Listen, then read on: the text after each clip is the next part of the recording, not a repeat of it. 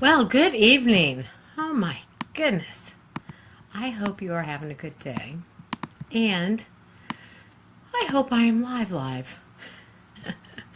Okay, good. Looks like we're here for the public. All right, excellent. Hello, friends. I see you're joining me. Excellent. All right.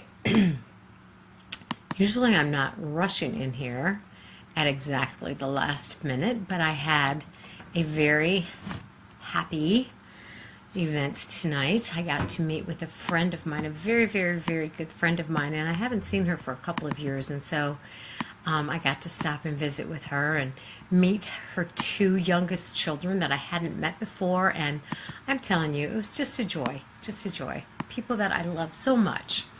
Anyway, so I hope you had something good happen in your day today. I know that it sounds like for some people today was a little bit difficult, and they were looking forward to this evening, so welcome. We have some new people, I'm aware of that, so welcome to you especially, and to everybody who's been here weekly or as often as possible. I tell you, we got a good thing going here as a team, right? We're helping each other work through this food addiction, work through difficult days, difficult moments, and work toward living free from addiction and living fully in a life of recovery. So I just want to say, as I start my typical beginning, welcome to Food Addiction Fair and Firm. FAIR stands for Food Addiction is Real. FIRM stands for Freedom is Recovering Mindfully. I do appreciate so much that you're joining me and each other for this weekly educational discussion about food addiction. I am Dr. Connie Stapleton. I'm your host. I've worked professionally in the field of recovery from all sorts of addictions for the past 25 years, and I'm grateful to be a recovering person myself for the past 28 years. This program is about food addiction and about the process being the ultimate word here, of recovery from food addiction. So this last week, there's been some discussion amongst myself and some of my close friends and some people who I trust a lot about the place for tools in the process of recovery from addiction. And of course, the recovery process is all about learning tools. It's about learning tools, first of all, to abstain from whatever your substance or your behavior, your addiction is about. Because without abstinence, it's really difficult to get into the deeper living healthy process that is more about recovery than abstinence is. We've got to have abstinence. You can't have a recovery process really without abstinence. So I asked all of you to help me this week, and I asked people to post a tip or a tool for how to abstain, how to stay away from taking that first bite. And I got hundreds of responses. And so I'm having one of my office staff take all of those responses and turn them into a handout that I'm going to share with you. She's in the process of doing that, and her name is Emily, and I'm very grateful to Emily and Kelsey, who both work for me and work tirelessly. And she's going to put them in a handout form, and those will be available to you, and I'll post online when they're available to you. So you're going to have 200 or more tips to choose from. So when you're having a moment and you're fighting to get through the craving or fighting to get through to how do I abstain in this minute, you're going to have a lot of tips to choose from, all right? So what I want to focus on going forward, and we will always come back to how do I get abstinent and how do I remain abstinent, but I want to move on and talk about what I consider to be a really ultimate tool that you can use in your recovery process. But before I do that, I do want to share with you something that's very exciting. At least I hope it will turn out to be exciting. It will one way or another, right? Because we are going to have a recovery from food addiction meeting online. I am working toward beginning to have it on Tuesdays and Thursdays every week to begin with. We can add more as we go along, see how well attended they are and how many people choose to participate. Because of my busy schedule, I would prefer that we do this in the evening, but I already work 2 evenings a week, so it's going to be at noon Eastern time. So wherever you live, you're going to have to make that adjustment. Hopefully you'll be able to set aside your lunchtime, even if you have to take it early, or however that works for you. I know a lot of people work, and I know it can be difficult, but initially I'm trying for Tuesday and Thursday at noon Eastern time, so I will let you know when that starts. The only hold up for that is finding a place to land. I have contacted the people from intherooms.com, and I didn't hear back from them until today. So I got a response from them, and initially it was not very encouraging. Their initial response was that we're not looking to add any more meetings at this time.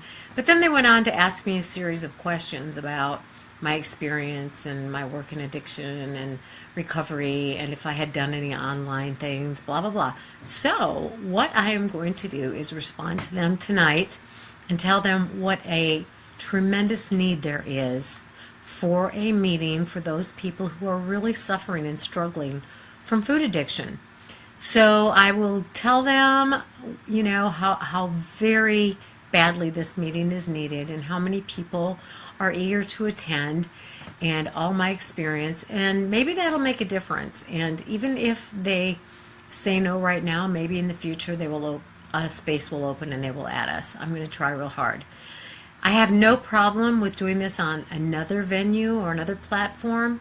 The problem is right now I can't find a platform that would host a lot of people and allow people to jump online and participate face to face. So I'm working on that.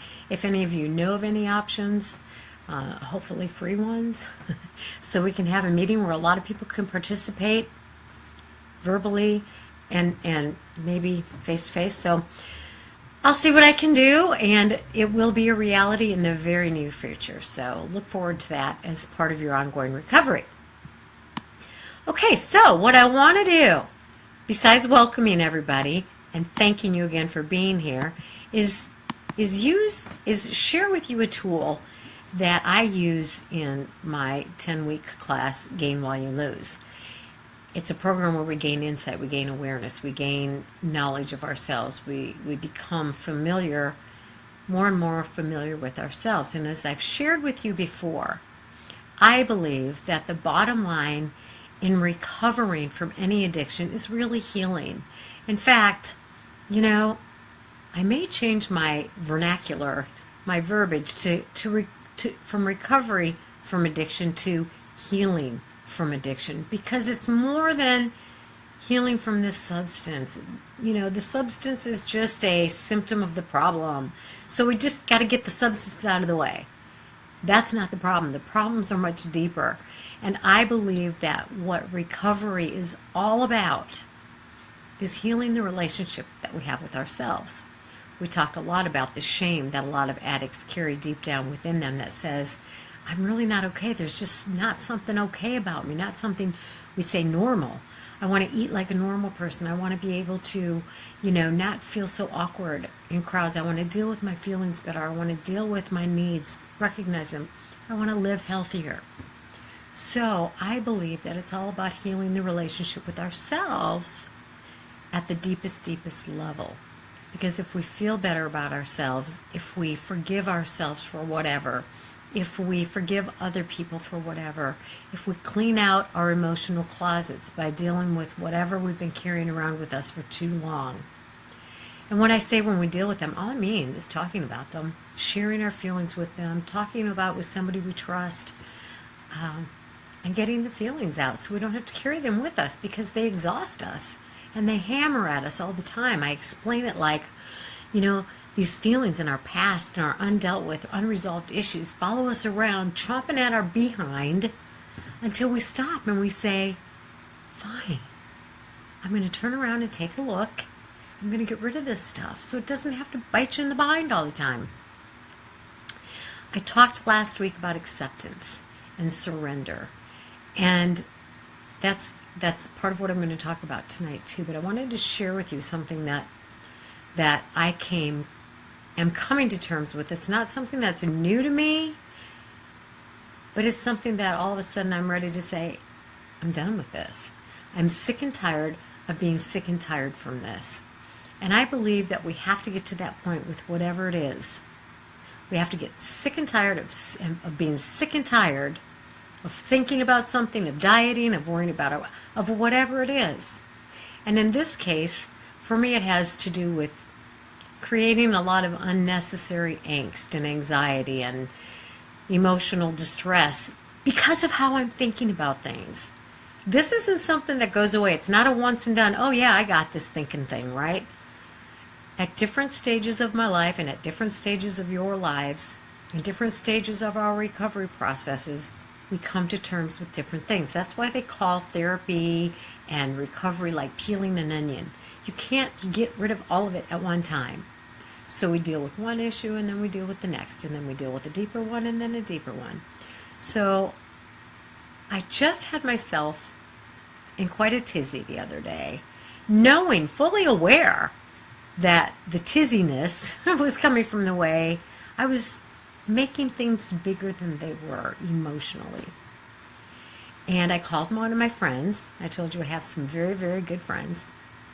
And I have talked to two of them and to my husband about this briefly. I haven't delved into it too deeply yet, except inside my own mind. But I'm sick and tired of being sick and tired of having my undies in a wad about things that aren't that big of a deal.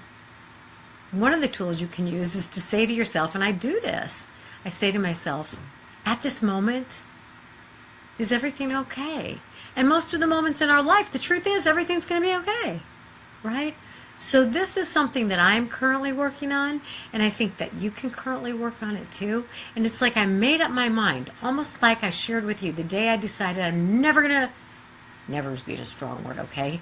But I did say, no longer will I talk to myself so critically, so cruelly, so harshly. I will no longer do that to myself. I wouldn't do that to other people. And that was many, many, many, many, many, many years ago.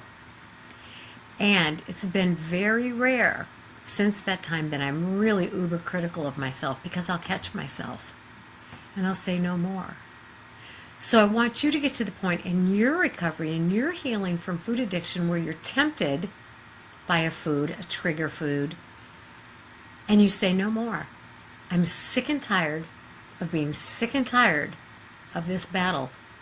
That is not an option for me. But that takes time. That takes using all of the tools that other people have shared online. You can go back and look at them. They're posts on my Facebook until you get this sheet that I'm going to give you. But I'm going to give you a tool tonight that we're going to refer to over and over and over and over and over the next many, many, many, many, many weeks and months. I call this 4 ACES. Now, I'll give you a handout on this too, and I'll post some stuff on this. But I call it 4 ACES, and the reason I call it 4 ACES is it's just a reminder for me, not to mention, not that I'm promoting gambling, mind you, but in any kind of poker, okay, don't gamble. I'm not saying gamble, but that's a winning hand, right? 4 ACES. So we want to have a theoretical winning hand in our recovery programs, in our healing programs. And this is for sure a winning hand, all right? There are 4 A's in my 4 ACES. It's just an acronym. There are 4 A's for the 4 ACES. There's 1 C, 1 E, 1 S, ACES. So here's what the 4 ACES are, and then we're going to talk about them, okay? So awareness. Awareness is the first A. Awareness is the first step of change. You can't change something until you're aware of it. Many of you have come to the awareness that you are a food addict. We've gone through the criteria for food addiction. If you missed those, you can go on to my webpage or to my Facebook page. No, my YouTube page, which is simply my name, as is my website, Connie Stapleton, PhD.com. And you can look on there. You can look the Yale food addiction scale. Go through the criteria. If you have become aware that you are a food addict, then you have to make a choice about what you're going to do about that, right? But awareness is definitely the first step of change. So it's the first A in the 4 ACEs. The next one is acceptance. We talked about acceptance last week. So if you're aware and you accept it, acceptance meaning surrender, like, okay, I give. This is real. This is true. This is part of my life. What am I going to do about it? Surrender doesn't mean give in to it and say, you got me, I'm done, there's no hope for me. No. Surrender means I'm going to quit trying to swim upstream. I'm going to quit denying that this is a problem for me. I'm going to quit pretending that I can eat just one of whatever it is. I'm going to quit pretending that I don't hurt other people through my addiction.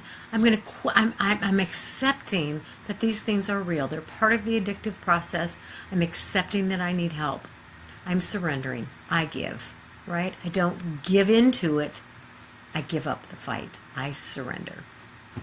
Okay, that's the second A, awareness and acceptance. The next one is attitude.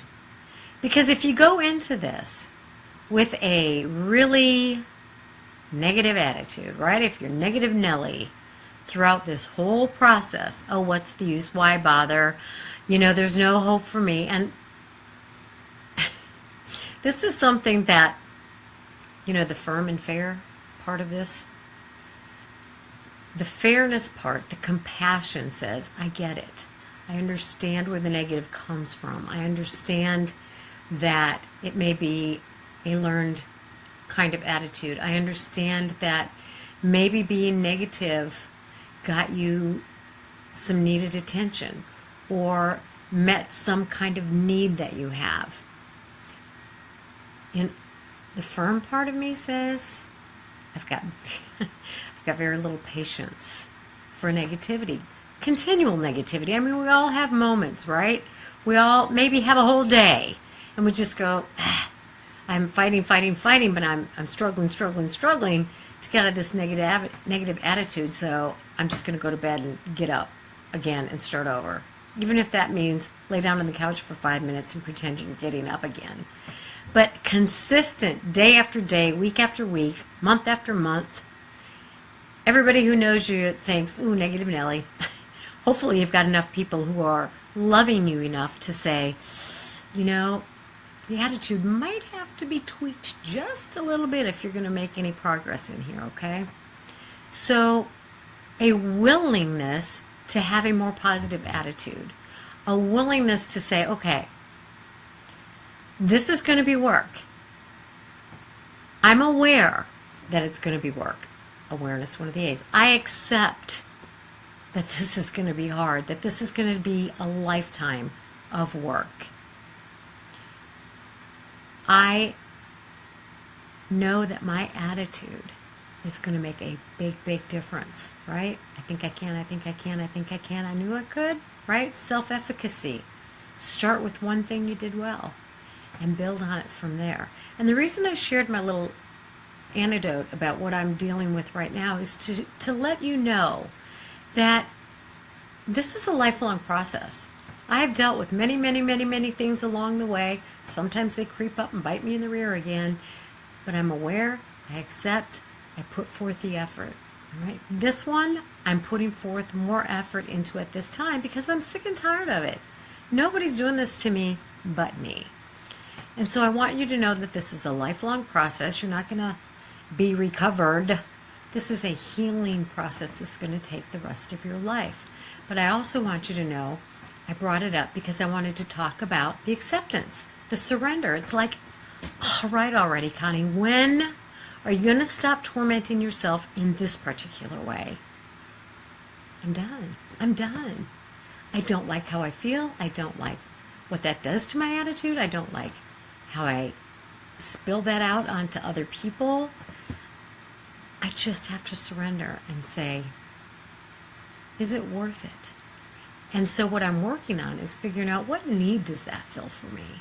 What need does your food fill for you? What need does staying in that world where you're so obsessed with food and weight and calories and blah, blah, blah, blah, blah? What need is that meeting for you? And are you done? Are you done doing it to yourself? Are you sick and tired of being sick and tired of that? I have been sick and tired of being sick and tired of much of my stuff over the years, and now I'm dealing with another layer. That's not upsetting to me, that's joyful to me, because I know that that's gonna result in a lot more freedom for me to enjoy the present, to enjoy all the good things happening in my life. And I'll tell you something, you know how we talk about self-sabotage? I'm fairly convinced that some of this is about self-sabotage, because a great many things are so wonderful and joyful in my life. And like many addicts, I'm afraid of everything, of things being too good, because I'm waiting for that other shoe to drop, even though I know that's illogical. And I'm aware and I accept that things are good in my life, but there's that part of me that goes, are you sure that's okay? Are you sure you deserve that? Are you sure? And so it's kind of like it's become bigger in my life. We're building a house. It's been a dream for my husband and me to do this, not just for us, but for our family. It's been called the Family Fun Center for 5 years. And we only just started, it just was put into construction this year. And it's like, for so long, this has been a dream, and we have worked so hard for many years to be able to do this. And it's our legacy to our children and our family. And it's like, oh my God, it's becoming a reality. And that frightens me at some level. But I go to those people, just like being without food frightens you. There's feelings, there's, fears that, oh my God, do I deserve good things in my life? What happens if I let go of this? I don't know what's out there. Then you go to those people you love and you trust, and who have been with you through tough times, or who have been down the road in front of you through the recovery process, and you say, I'm doing this, I know it's not good, I know I'm doing it to myself, can you help me through this? And they will. And that's why we're building this community, because you can't do this alone, right? I can have that awareness, and I can understand after all these years and being a therapist and being in therapy that this is something I'm doing to myself. But I need those people who will lovingly, kindly, firmly, and fairly work through this with me to go, what need is this serving? And do you need that anymore in your life? I don't need this anymore in my life. So my attitude is, can you please help me? I need some help. All right, so those are the first 3 A's: awareness, acceptance, attitude. Ding, ding, ding. Accountability is our 4th A in the 4 ACES. I am accountable to seek the help I need. I am accountable to share with people, this is what I'm struggling with. This is what I know about the struggle for me. Will you work with me to help me see the pieces that I'm missing? Because remember, we're all blind to some of our own stuff. So I'm accountable for doing something about it or not. I can choose to say, well, you know what, I'm not ready to deal with that. And maybe that's my choice. But then I don't get to take it out on anybody. I don't get to blame anybody for it. So if you say I'm not ready to give up my food addiction, if I'm not ready to give up these foods, these substances, that's okay. You might not be ready emotionally. But if you say I choose not to, then you don't get to take it out on anybody else, right? It's not your husband's fault. It's not your children's fault. It's not your boss's fault. It's not society's fault. It's your choice, right? So be accountable for your choice and accept, another one of the A's, the consequences that go with it. Because for all of our actions, there are consequences. Some of them are really positive. Some of them not so much, right? I go to work, I get a paycheck. Happy consequence for me, right? I choose I don't want to work anymore. I choose not to get a paycheck. There goes the rest of that house. It will not be finished being built. So you got to choose, right? You choose. There are positive consequences and there are negative consequences for all of our choices, all of our actions. All right, so we've got the 4 ACEs: awareness, acceptance, attitude, accountability. Now we've got the C in ACEs. That's commitment. So every day, wake up and say, I am committing to putting forth my best effort. Commitment, effort, all part of the 4 ACEs. I am committing, well, we didn't get to effort yet, did we? Anyway, I am committing to be accountable. I am committing to have an attitude that opens me up to new awarenesses about myself. I am committing to accepting that I need help. So the next one, AACE, is for effort. The biggie, right? Without effort, you get no result. So effort is critical. And I've shared with you my little problem. This is just a personal problem, not a professional opinion, but a personal opinion about the book, The Secret. Many of my favorite authors, they talk about, the law of attraction, which I think is great and wonderful, and I agree with it. What they failed to mention, in my opinion, in that book was the effort necessary to go out and get these things. So I'm saying, without effort meaning asking for help, effort meaning if you have to order your groceries online and have them brought out to you to your car so you don't go in the grocery store, then you put that effort in, even if it costs you $5 extra. Speaking of which, I had somebody mention to me today that it's so expensive to eat healthy. And here's what I said. Is it more or less expensive to buy healthy food so that your body is healthy than it is to pay copays at the doctor's office for the comorbidities, asthma, high blood pressure, heart issues, cholesterol, sleep apnea? Is it more or less expensive to eat healthy than it is to pay for the CPAP machine? Is it more or less expensive to eat healthy food than it is to go to the ER for, whatever, a heart attack? It's a whole lot less expensive to eat healthy than it is to pay for copay after copay after copay after copay after copay. That's true. Acceptance.